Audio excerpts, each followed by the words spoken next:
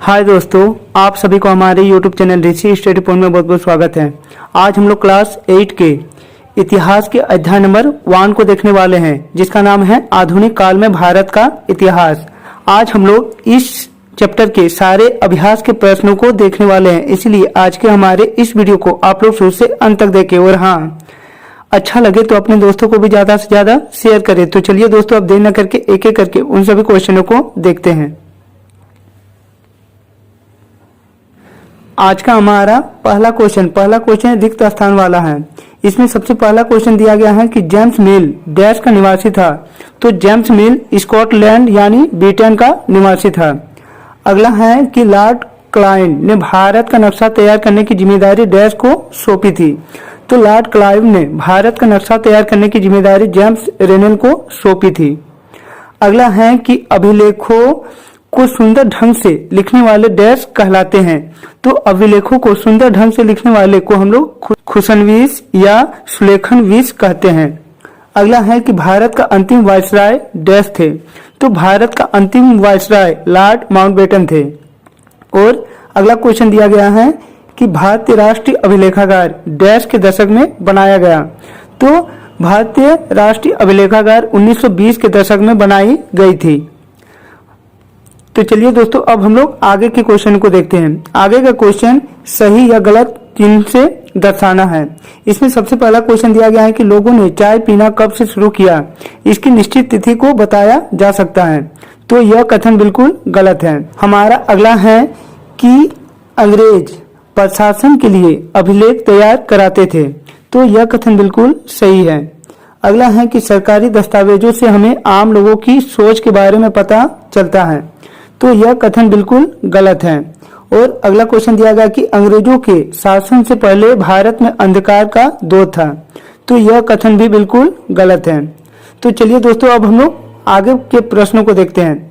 इसमें सबसे पहला क्वेश्चन दिया गया है कि इतिहास में तारीखों का क्या महत्व है। तो चलिए दोस्तों, इसके आंसर को देखते हैं।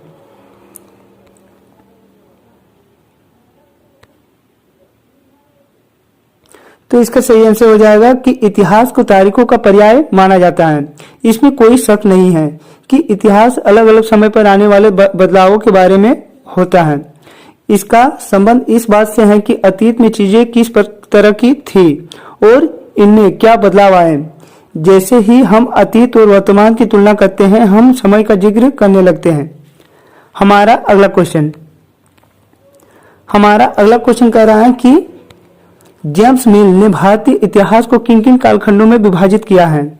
तो इसका सही आंसर हो जाएगा कि जेम्स मिल ने धर्म को केंद्र रखकर भारतीय इतिहास को 3 कालखंडों में विभाजित किया है। पहला हिंदू काल यानी शासक का धर्म हिंदू, दूसरा मुस्लिम काल और तीसरा ब्रिटिश काल। हमारा अगला क्वेश्चन कह रहा है कि औपनिवेशिक युग किसे कहते हैं। तो इसका सही आंसर हो जाएगा कि औपनिवेशिक युग से तात्पर्य उस समय काल से है जब कोई शक्तिशाली देश किसी अन्य देश की राजनीतिक व्यवस्था, सामाजिक व्यवस्था और आर्थिक व्यवस्था का कर लेता और उस पर अनाधिकृत रूप से कब्जा करके उसे अपने साम्राज्य का हिस्सा बनाकर उस पर शासन करने लगता है।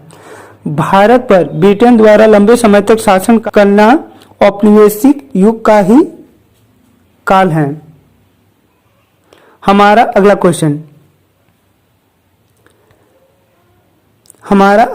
कह रहा है कि सर्वेक्षण से हमें क्या जानकारी मिलती है। तो इसका सही आंसर हो जाएगा कि सर्वेक्षण से हमें हर प्रकार की जानकारी मिल सकती है। सर्वेक्षण के अलग अलग उद्देश्य होते हैं, जैसे नक्शा तैयार करने के लिए सर्वेक्षण, भूस्राव के लिए सर्वेक्षण, शिक्षा की स्थिति के लिए सर्वेक्षण आदि। सर्वेक्षण के माध्यम से आबादी का आकार, घनत्व, भूमि की प्रकृति, मिट्टी की गुणवत्ता, वनस्पति, प्राणी, पुरातात्विक आदि की जानकारी मिलती है। हमारा अगला क्वेश्चन कह रहा है कि अभिलेखागार की आवश्यकता क्यों है। तो इसका सही आंसर हो जाएगा कि महत्वपूर्ण दस्तावेजों, पत्रों, पांडुलिपियों आदि को सुरक्षित रखना आवश्यक है। यह रिकॉर्ड इतिहासकारों के लिए युग की जानकारी प्राप्त करने का एक सशक्त माध्यम है। इस दस्तावेजों में सरकारी निर्देश, योजना, नीतिगत फैसले, सहमति, संधि पत्र, सर्वेक्षण के आंकड़े आदि होते हैं। इसे सुरक्षित रखने के लिए कोई भी व्यक्ति इन चीजों का अध्ययन आसानी से कर सकता है। इन सामग्रियों को अभिलेखागार में ही रखा जाता है, अतः अभिलेखागार आवश्यक है। हमारा अगला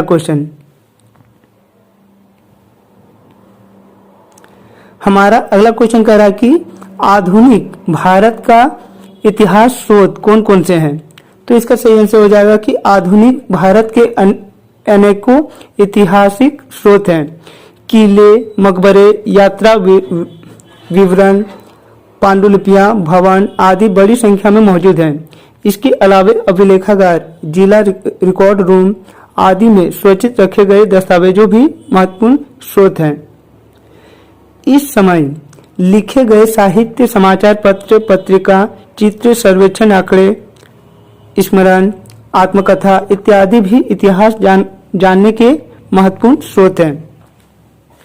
हमारा अगला क्वेश्चन कह रहा है कि अगर इतिहास में अवधियां तय नहीं होती तो हमें किन किन परेशानियों का सामना करना पड़ता। तो इसका सही आंसर हो जाएगा कि इतिहास को कालखंडों या अवधियों में बांटने से हमें इसके केंद्रीय तत्व को समझने में मदद मिलती है। इसमें एक अवधि से दूसरी अवधि के बीच आए परिवर्तनों के बारे में भी जानकारी मिलती है। इन परिवर्तनों को तारीख के आधार पर नहीं दर्शाया जा सकता है, क्योंकि परिवर्तनकारी घटनाओं के लिए कोई निश्चित तिथि तय नहीं की जा सकती है। इसका एक लंबा अंतराल होता है। यदि इतिहास में अवधियां तय नहीं होती तो हम आम जन के बारे में सामाजिक परिवर्तन, सांस्कृतिक परिवर्तन की सही जानकारी प्राप्त करना कठिन हो जाता। हमारा अगला क्वेश्चन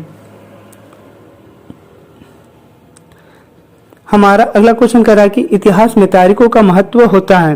क्या आप इससे सहमत हैं? तो इसका सही आंसर हो जाएगा कि पहले विश्व युद्ध और बड़ी युद्ध और बड़ी घटनाओं के विवरण को ही इतिहास माना जाता था।